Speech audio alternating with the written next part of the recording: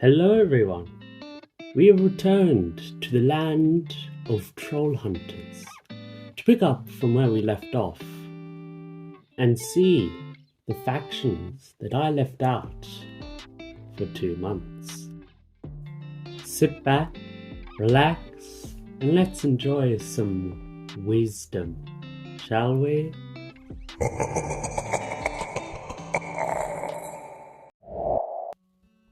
Last we left off, Morgana was banished to the Shadow Realm, and Merlin, full-powered, joined the survivors of Troll Market to their new home. While on the other side of the world, the Arcane Order broke into a tomb within England and awakened a powerful warrior. While Duxie, Merlin's apprentice, made his way to Arcadia with his familiar Archie, for reasons that are never truly specified, or at least a good one I could find. Over the course of the summer, he would work within the city and continue to master his powers and finally get a wizard's staff. It would be at the end of this summer that something happened to Duxie that would change his life forever. Merlin tasked Duxie and Archie in recruiting the various heroes within the town of Arcadia to face a new threat.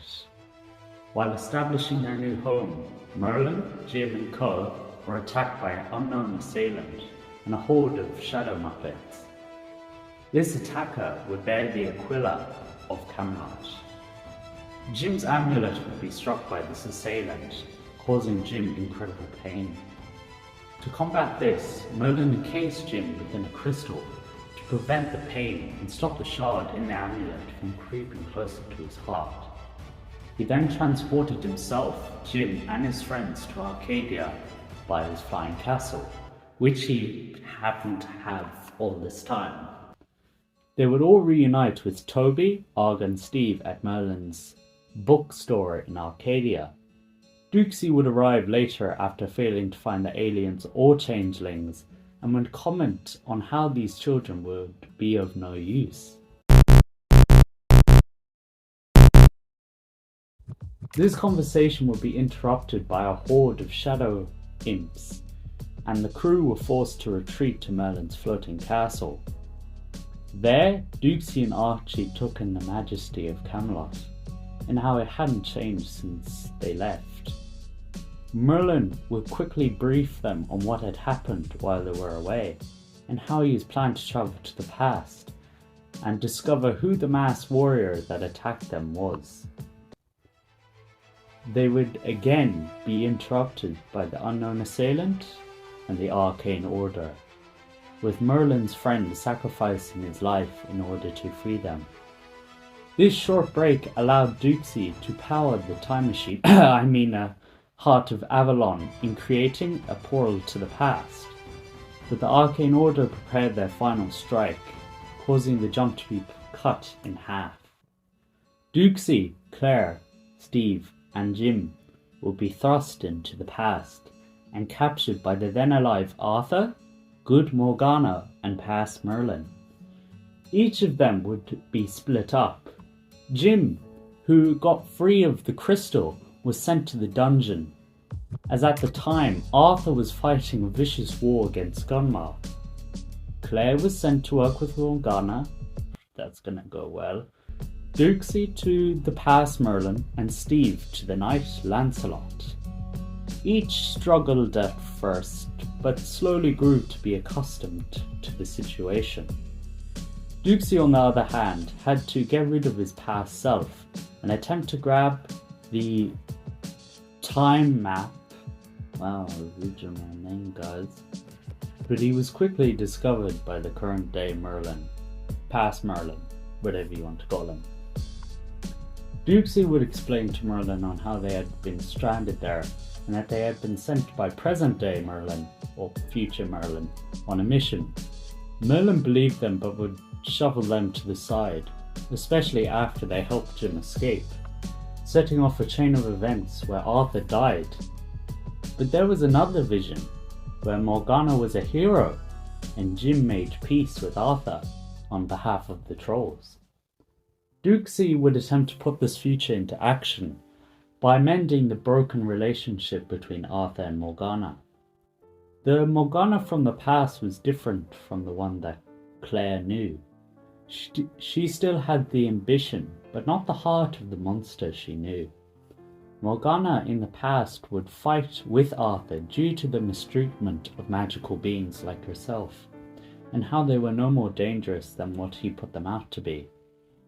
Her cries would fall on deaf ears, however. These monsters had already taken too much from him. Mending this relationship would not be easy, but to his credit, he gave it a good swing. But this only led to Morgana's death and Excalibur being broken. He and the team would attempt to fix Excalibur by travelling to the Lady of the Lake. And if you watched my last video on the wizards, this did not go well, with Merlin and Steve being eaten, forcing Duxie to make a decision. Duxie chose the selfless act of freeing her, and in thanks, the Lady of the Lake created a new Excalibur and left to embrace freedom. Duxie would also free Merlin and Steve from her belly, without killing her, and they would embark to give back Arthur's weapon. Morgana, left for dead, would float off to a mysterious island, where she would again be approached. She would coordinate with the Arcane Order in the destruction of Camelot by creating the first changeling. This changeling would infiltrate Camelot and place bombs all around the outer walls. Claire also started developing her own shadow powers after the incident with the Lady of the Lake, and so she decided to take lessons with Duxie, where she would find a startling truth. Claire would warn Duxie and Merlin of Morgana's survival, but only Duxie would actually try to prepare defenses in case she attempted to break in. Soon the changeling would activate the traps in the castle and crippled its defenses, but thanks to the efforts of Steve, Lancelot, Arthur, Claire, Merlin, Duxie and Archie, they would fight off and kill this changeling. Morgana would then reach out to Gunma and basically do the same thing as I said in the last video. With their defenses down, Arthur and Merlin would reach out to the good trolls and would offer them the created Amulet of Daylight. In this timeline, it was thanks to Merlin and the future Duxie gaining his own wizard staff and creating the amulet. The amulet would pass to Jim's new friend, Callista. At first, she was hesitant, but after an inspirational speech from Jim, she would take up the mantle of Troll Hunter. And just in time, Gunma had prepared his forces for battle. Arthur was having a bit of trouble, and Duxie came to offer him his strength. Finally, the Battle of Kill Ahead, blah blah blah blah, you know what happens. But this time, the Arcane Order and Morgana would take a more active role in the battle and turn the tide to Gunma's favour. Merlin, Duxie and Archie would engage in battle with Morgana, and Merlin would be wounded. During a break in the fight, he explained to Duxie Jim's affliction was unfixable, and he would be consumed by the shard. They would again re-engage with Morgana, where she would leave a spectre of herself, while she returned to end Arthur. But when she found Arthur, he showed who he really was to her. But this would be stripped from her by Belroth. No!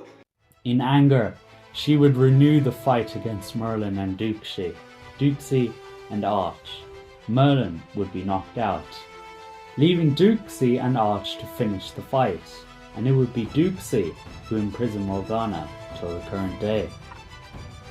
The Arcane Order would continue to wreak havoc on the forces of Camelot until they were driven away by the arrival of the good trolls and their leader Callista, or should I say, Dea the Deliverer. She would land a fatal blow to Belroth, causing the three of them to run away. Without their help, Gunma would be defeated. The Arcane Order of the past, upset and disappointed with these turn of events. After the battle, Duxie would lay past Merlin to rest and help bring his friends back to the future, thanks to the Heart of Avalon from the past, which launched Camelot into the sky after Merlin was defeated. When they returned to the future, they found that not a second had gone by, and that they had to save present-day Merlin, Arch, Blinky, and Toby from crashing to the ground. With Camelot grounded, they were attacked by the unknown assailant, the Green Knight.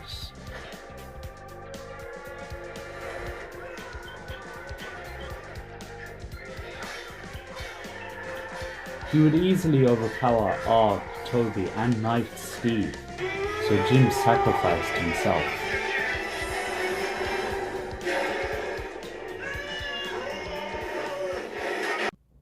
With Jim's distraction, they would find refuge within a tech wizard store in Arcadia.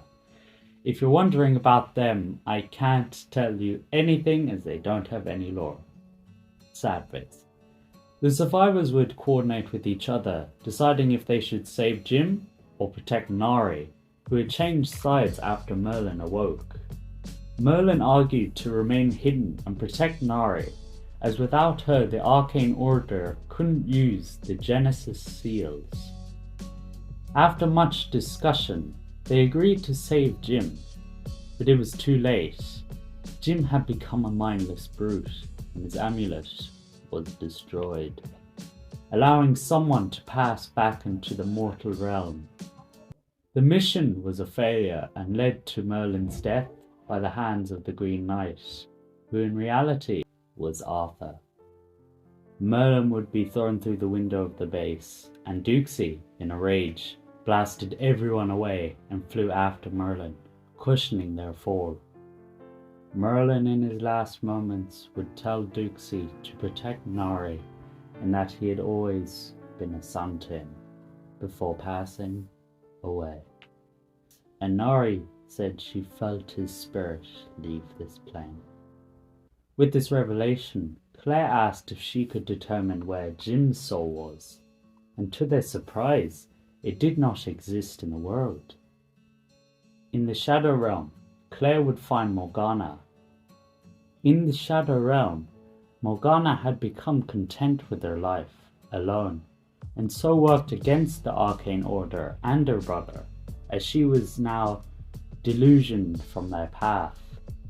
Morgana would also attempt to find a soul, that of her brothers. But the corruption of Jim and Arthur was extensive, and when they found them, they reverted to their monstrous counterparts. Duxie, in despair, picked up the pieces of Merlin's mission by using a book which spawned from Merlin's dead form. Written in ancient Draconic, him and Arch would travel to meet an old dragon named Charlemagne the Devourer. And to his surprise, it turned out to be Archie's dad.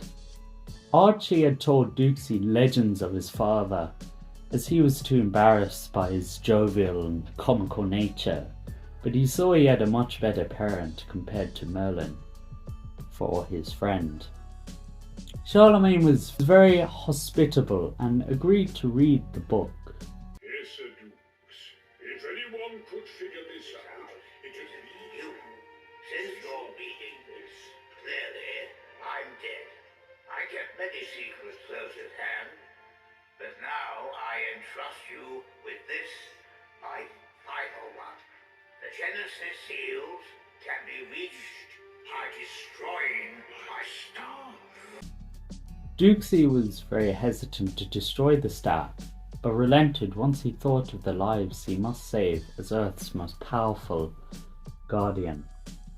When it was destroyed, Duxie was transported to a pocket dimension where Merlin had stored the Genesis seals, eventually finding them after confronting his past screw-ups and moving past them. On the Arcadia side, Claire had returned with Morgana at their base, but this was a mistake as it led the Arcane Order right to them.